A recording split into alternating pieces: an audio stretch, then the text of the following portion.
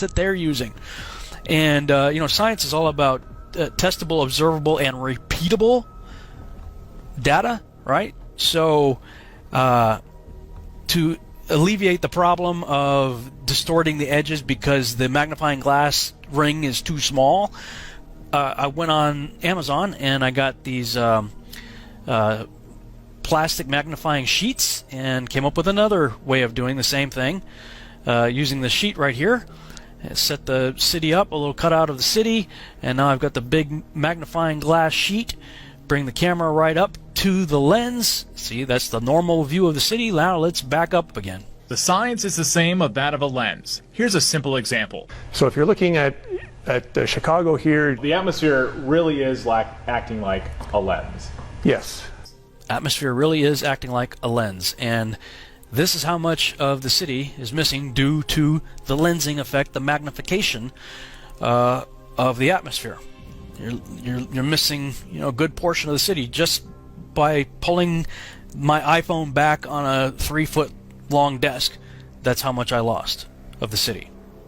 And as with any scientific experiment, you always try to improve upon what you did before.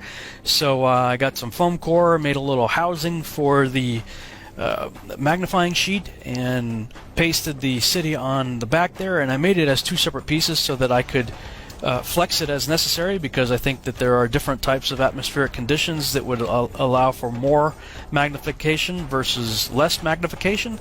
So in this scenario you have more magnification, and in this one you have less.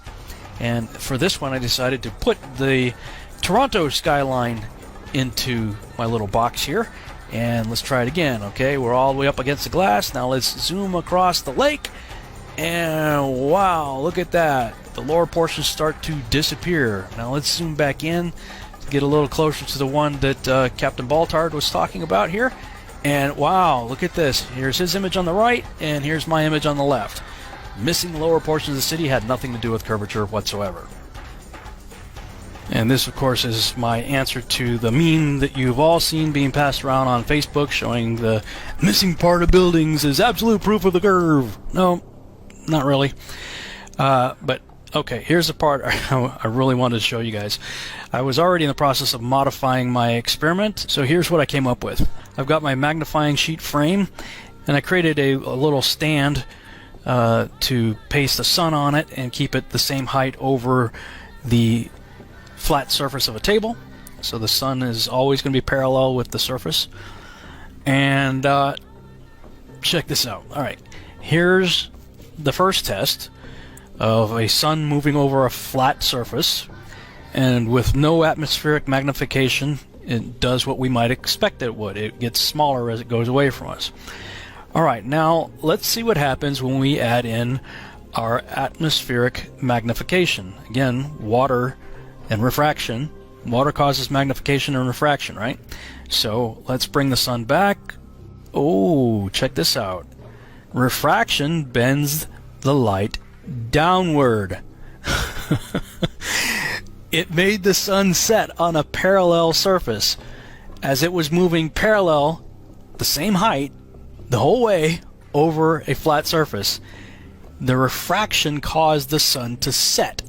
Not only that, well, let's bring in the beginning of that little test, and we see that it maintained pretty much the same size too. Pretty close.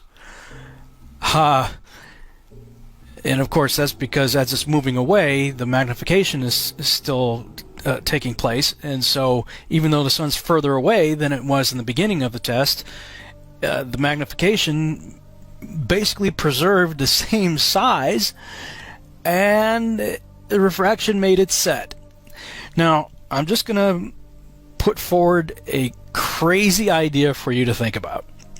And that is, if Rob Skiba could figure this out, I'm just going to go out on a limb here.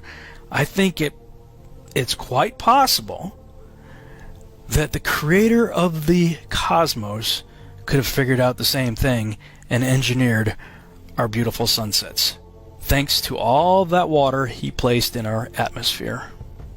Just something to think about.